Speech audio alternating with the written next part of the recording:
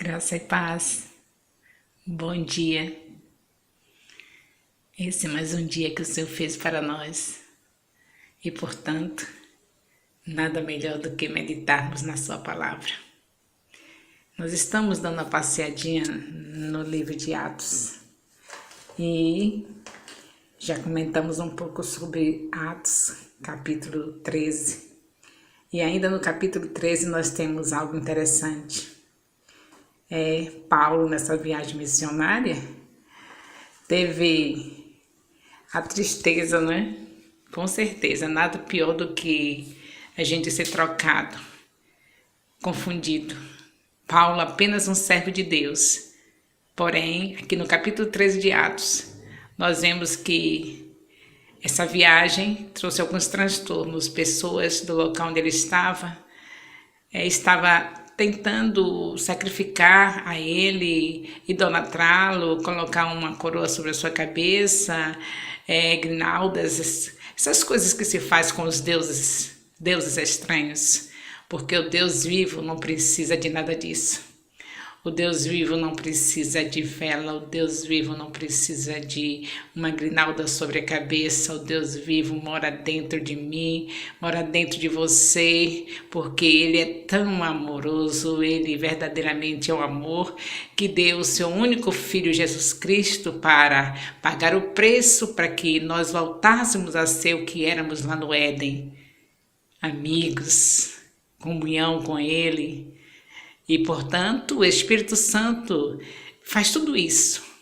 Ele está dentro de mim, ele é uma pessoa, está dentro de você que também já recebeu a palavra de João, capítulo 1, versículo 12, que diz que todos que recebem Jesus, esses se tornam filhos de Deus. Então, se você está nessa posição de um filho de Deus, estamos iguais. Temos o Espírito Santo. E com ele podemos todas as coisas. Mas sem Ele, nada podemos fazer. João 15, 5.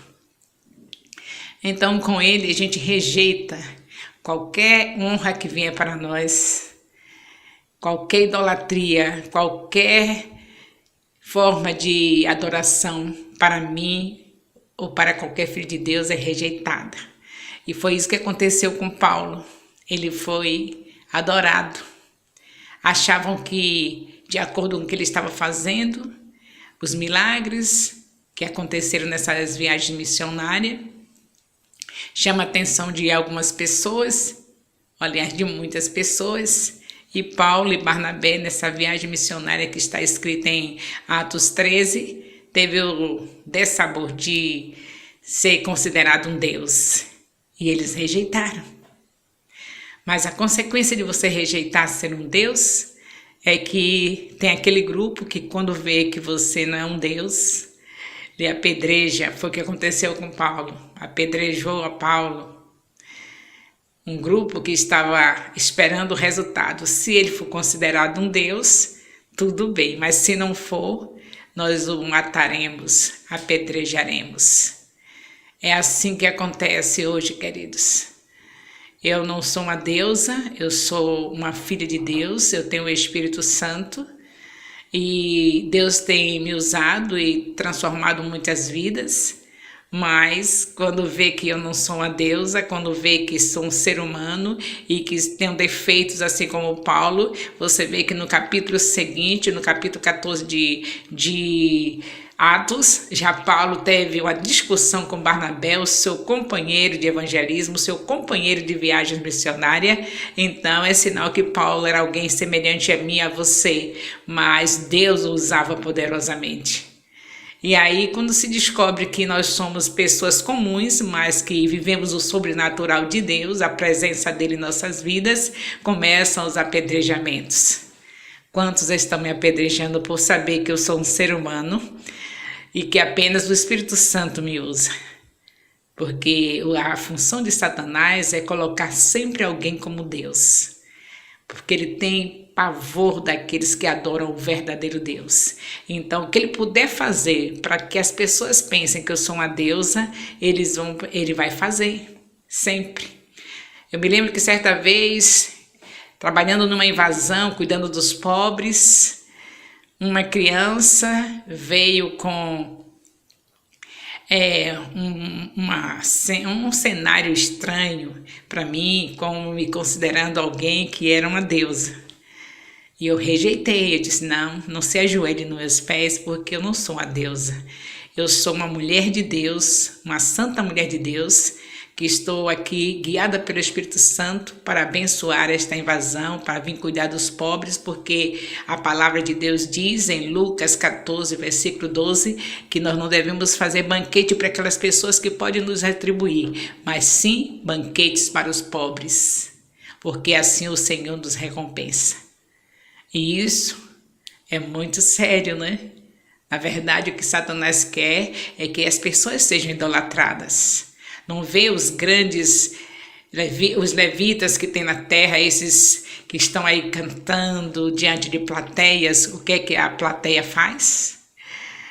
Gritam pelo nome deles e pulam e saltam, chamando por eles, esquecendo que eles são apenas usados pelo Senhor. O foco de Satanás é esse, é pegar as pessoas que estão usadas por Deus para transformá-las em deusas, porque assim ele se vinga do Pai dos céus. Como ele não pode ser adorado, era tudo que ele queria ser adorado, ele põe pessoas para serem adoradas, e quando elas são adoradas é como se estivesse sendo ele recebendo a adoração. Então aqui no capítulo 13 nós vemos isso, Paulo rejeitando a adoração. Porque, queridos, se nós formos ver o sobrenatural, realmente as pessoas ficam impactadas se vivemos o sobrenatural. Foi o caso de Paulo. Um coxo, logo no outro capítulo, nós estamos falando do capítulo 13, capítulo 14, capítulo 15. Nós tivemos também nesses capítulos, o capítulo 15, problemas de contendas, de discussão entre os apóstolos em relação a como fazer com os gentios, e porque os gentios tinham que ser desse jeito, quer dizer, aqueles que não fossem israelitas eram gentios, e os israelitas achavam que não deveriam de maneira nenhuma aceitar os gentios, mas Deus disse que veio para os seus, mas os seus não receberam, e todos quanto receberam, esses têm o direito de ser chamados filhos de Deus. E havia uma discussão sobre isso. Então eram pessoas comuns. Hoje esse Paulo que está nos céus, esse Tiago, esse João que está nos céus, são aqueles que rejeitaram ser idolatrados. Eu não sei porque algumas pessoas ainda têm a figurinha deles e idolatram, quando eles mesmos deram exemplo que não pode haver nenhuma idolatria, que só podemos adorar ao único Deus, o Deus eterno, o Criador dos céus e da terra. Então essas coisas se passaram no capítulo 13, capítulo 14, capítulo 15 de Atos. Mas o que eu quero destacar é que nós não vamos deixar de viver o sobrenatural simplesmente porque pessoas distorcem. Eu não sou uma deusa, mas o que está dentro de mim é o Espírito Santo. E por isso eu posso estar à vontade com Ele, porque o propósito dele é que nós estejamos cheios do Espírito Santo. E estar cheio do Espírito Santo é a gente deixar de aparecer e ele aparecer. Então eu quero que você veja ele. Rimanashei kalamanai, astei kalabasubria, handalai asodekei manai, de kolomonoshei halabas, de kolomotai de kalabasubria. Andai sode que minicai, recalamanai, sore miricor, alabastori que minicai, romondoso de que minicai, ribanoso de necoso de que minicai, e calabasto neconochei, alamanossoriquei, alastei, alanoso de necolonoche. Ele tem que aparecer. Ele está dentro de mim. E chegou o tempo dele aparecer. De uma maneira tremenda, maravilhosa, porque o cumprimento da palavra de Atos 2:17, que eu não vou me cansar de dizer para você, o Senhor está cumprindo a sua promessa, derramarei do meu espírito sobre toda a carne. E eu estou te convidando para você fazer parte dessa turma de dependentes químicos, dependente de uma química maravilhosa chamada Espírito Santo, que Jesus pagou o preço para que a gente tome todas. Ei, calabassobriadecaias. Tome todas, não deixe sobrar nada. Todas que eu digo deixe ele se manifestar. Recaçudekei, rumonocoshohalabasteias. Deixe ele se apresentar, tome todas, não deixe nenhuma reserva, você pertence a ele mora em você, então venha fazer parte dessa turma do avivamento. Atos 2,17. A promessa está se cumprindo. O Senhor diz em Atos 2,39 que a promessa era para todos quantos haveriam de vir, todos quanto o Senhor Jesus Cristo chamar. Você é um chamado por Jesus, então abra a tua boca e profetize de calabasteia sobre Necai. Rei calamanaia, profetize de caçoriquei. Você é um filho de Deus? Então faz o que o Senhor está mandando, profetiza o Filho do Homem. É o tempo das profetisas, é o tempo dos profetas. O Senhor diz, derramarei do meu espírito sobre toda a carne. Vossos filhos e vossas filhas profetizarão. Você e a sua casa, dei calabasteia, sodequei, romanaias, profetize. Rei Calamanaia, profecia bíblica, é claro, porque se o Espírito Santo está nesse negócio, você não vai falar nada que estiver fora da Bíblia. Então diga que Jesus Cristo está voltando, anuncie isso, profetize. É palavra de Deus, Jesus está voltando. A terra está num caos, mas há uma esperança para nós. Jesus Cristo é o caminho, a verdade e a vida, e ninguém vai ao Pai senão por Ele. Então sai por aí em cada esquina, deira calaceia lanecore minicai, sai em cada esquina anunciando Jesus. Saia das quatro paredes do templo e vá embriagado pelos caminhos dessa vida, porque quando os dependentes químicos da maconha, do crack, encontrar com você cheiroso de queixeminicai, cheirando a Jesus de calabastúbria, ele vai querer saber que tipo de droga você está usando. E você diz, o Espírito Santo decai, eu não coloquei, é o Espírito Santo. É desse jeito que nós vamos levar os dependentes químicos a Jesus? Porque ninguém pode tirar a chupeta da boca de uma criança sem colocar na boca algo melhor, para que ela se console.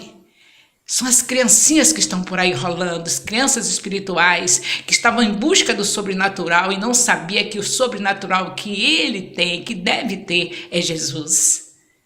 Então eles encontraram com a crack, encontraram com a maconha, porque tinha um vazio dentro deles e eles não sabiam como preencher, não teve alguém para dizer para eles, ou então falou e eles não acreditaram e começaram a se envolver com as drogas. Mas se hoje, nesse avivamento, eu e você, em cada esquina, dizendo, ok, calamoço de corre, calabasteias, e eles vão olhar e dizer, o que é que tá vendo aí, cara? Qual é o seu caso?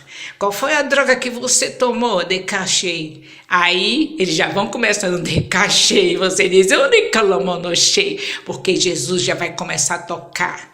Muitos irão falar ainda com efeito das drogas, ainda cheio de maconha, mas porque você chegou para ele e disse, olha, Jesus é o caminho, a verdade e a vida, e ninguém vai ao Pai senão por ele, receba aí. Ele começa a sentir, e calabaçúbria, e já vai sendo batizado no Espírito Santo, de carxenecai, e já vai recebendo o dom de línguas, e vai sair você com aquele ex-drogado da maconha, ex-drogado do crack, e vai saindo os dois, ele ainda sobre aquele defeito da droga anterior, mas já sentindo a presença de Deus, e nunca mais ele vai voltar a colocar uma pedra de crack na sua boca, nunca mais vai colocar um pouco da maconha na sua boca, porque Jesus chegou.